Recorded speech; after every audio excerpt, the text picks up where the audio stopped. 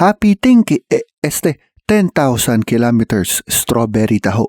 Yan po ang pangalan ng aming Tesla Model Y rear-wheel drive. Yung hindi long range siya. At that time, yung pinaka-basic na Model Y. Ang una at tanging sasakyan namin ni Charlene. At naging malayo na bigla ang mga date namin. 9 months and 10,000 kilometers. Heto ililista ko ang mga notables. At hopefully para sa mga curious about Tesla, may madampot na info sa rundown na ito. Ang Quezon City to San Jose del Monte, Bulacan ay 10% ng battery lamang ang nakonsumo. Nagulat ako dun. 13% naman ang Quezon City to SM Pampanga.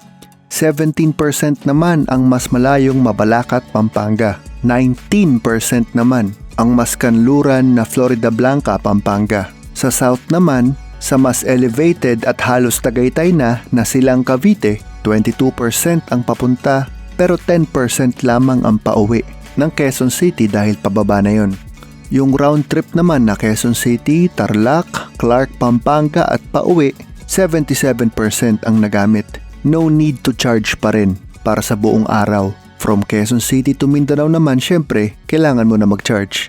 Kung hanggang Naga City lang maaaring hindi mo na kailanganin mag-charge depende sa init ng panahon. Pero nabanggit ko yan sa mga past videos at alam kong napanood na ng iba sa inyo. Pero isummarize ko lang din itong Quezon City to Mindanao Tesla trip. Ito ang summary ng pagdadrive namin ng Tesla mula Manila to Mindanao at pabalik. Nakalabas na ng NCR at nag-schedule kami ng charging dito. Saan nga ba ulit, Rusty? Dun! Sabi niya, sa SM Lucena. Pero dito natutuhan namin na hindi dapat sa mga free charging sa malls magcha-charge kasi hintayan. Dapat kaming humanap ng mga paid na fast chargers. Di bale, aabot pa naman sa Naga to kahit hindi pa mag-charge. Although nag-charge na rin kami. Dagdag 10% din yun. Atimunan, Camarines Sur. Tapos tulog at gising sa Naga. Dito malapit sa Naga ang fast charging. Hindi free. Pero wala pang isang oras para mag-charge from 13% to full battery. Tuloy ang biyahe. Umiikot na ang ulo ko kasi nakikita na namin ang paanan ng Mayon. Pero sobrang shy po siya today. Di na namin makikita si Mayon hanggang sa pag-alis namin ng Luzon. Sakay barko, lapag ng Cebu. Kumustahin si Kilay Dadog na nagtatrabaho doon. And finally, Cebu. Tumagal kami doon kakapasyal. Multiple days. Dinaanan ng mga ruins ng Oslob. Ito ang gastos ng barko mula Oslob papuntang Dapitan City na usually maalog. Day 7 na. 10 hours yung barko kanina, ito 6 lang.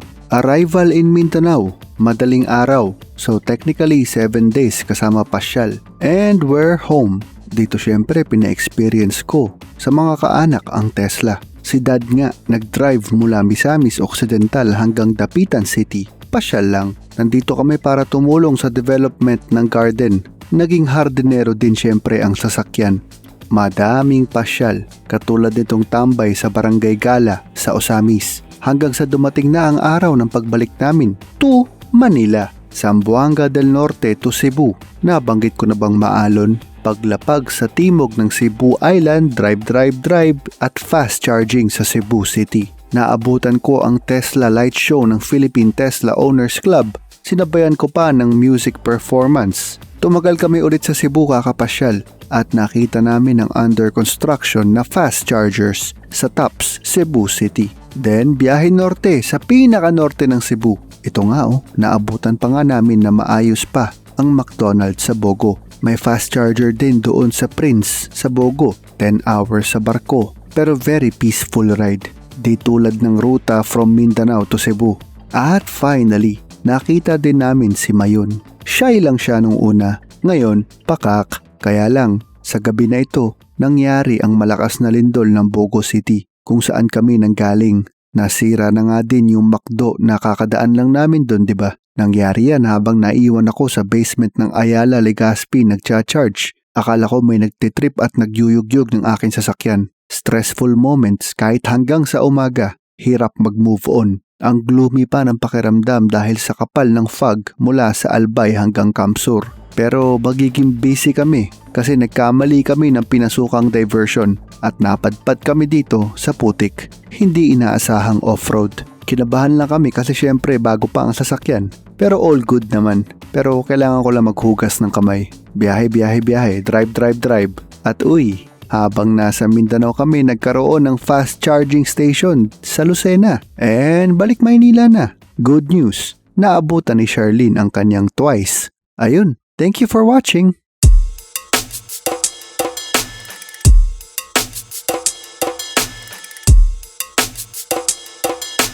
At kapag kapag 10,000 na ang kilometer sa odometer, yun na ang schedule para magpa-rotate ng gulong para pantay-pantay ang kanilang wear. Ayusin na ni Kenneth. Medyo nakikilala ko na nga ang mga housemates dito sa bahay ni Kuya. So dito namin pinick up yung Tesla. Iisa pa lang ang Tesla showroom sa Pinas. Kaya nandito lang din ang service center sa BGC. Ito yung pang test drive nila. Kasama din namin sa araw na to ang aking mother-in-law at auntie-in-law. Sinamahan lang nila ako habang sila ay, sabi pa nga ng Yano, patingin-tingin. Sa araw na to, nakita ko din for the first time si Optimus. Hindi ako nangangarap magkaroon ng koleksyon ng kotse. Pero parang nakikita ko na ang mga magiging gamit nitong si Optimus. Iniisip ko lang paano ko isasakay sa eroplano. Kung baggage ba o pasahero. Future pa yan.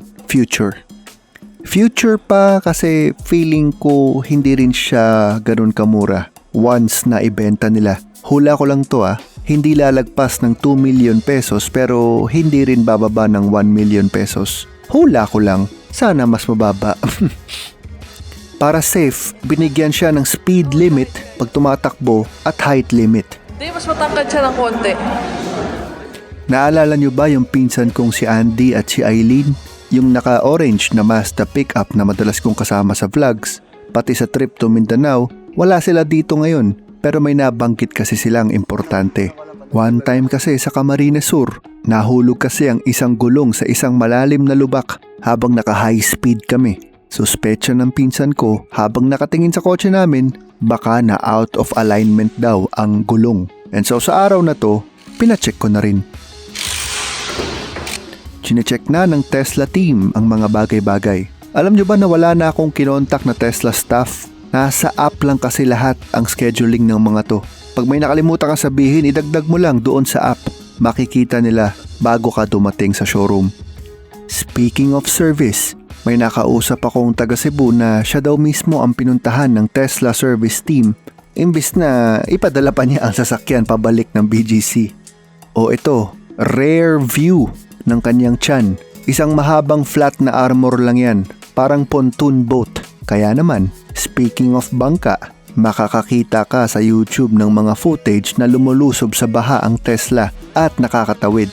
Again, kahit may nakagawa na, gusto ko lang ipaalala, I do not recommend na subukan ninyo. Heto na ang mga target ng wheel alignment machine. Heto naman ang wall art kung saan kami unang nagpa-picture noong aming delivery day. Bumabalik ang kilig. Ito ang Model 3. Trip na trip ko din yung kulay ng Quicksilver. Kung mas maaga akong naging pamilyar dito sa Quicksilver na kulay, baka nahirapan akong pumili. Ang ganda din kasi. Dito sa labas, hilera ng mga Tesla chargers. Ang ibang employees nila naka-Tesla na sila mismo ang bumili. Yung iba naman sa mga to, pwedeng gamitin ng iba sa sales team. Siyempre naman para talagang kilala nila ang product nila. As of recording, Tesla Model Y is still the best-selling car model of any kind in the world.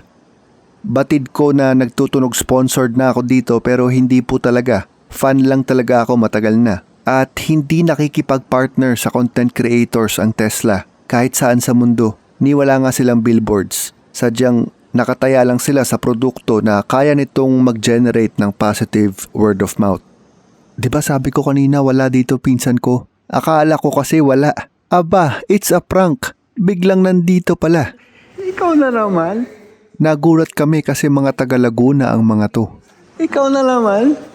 Sobrang galing ng coincidence. Naisipan nila tumingin sa BGC showroom for the first time. Naranasan daw kasi nila mag-camp ng 1 oras sa loob ng aming Tesla. Nagustuhan nila yung cabin at napaisip at napabisita sa showroom.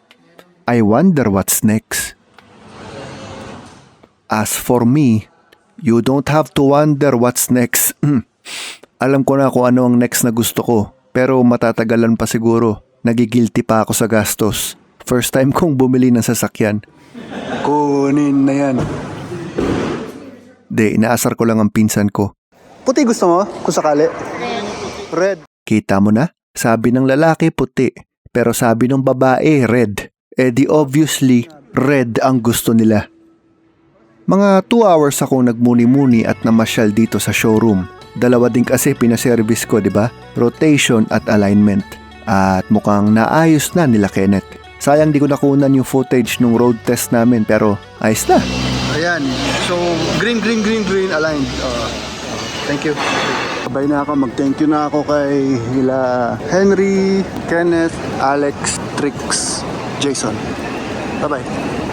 Okay na, na-rotate na ang mga gulong. Na-align na din. Yun na, halos ang maintenance ng isang Tesla car. Ay pati pala wiper fluid na ikaw na mismo gagawa sa bahay.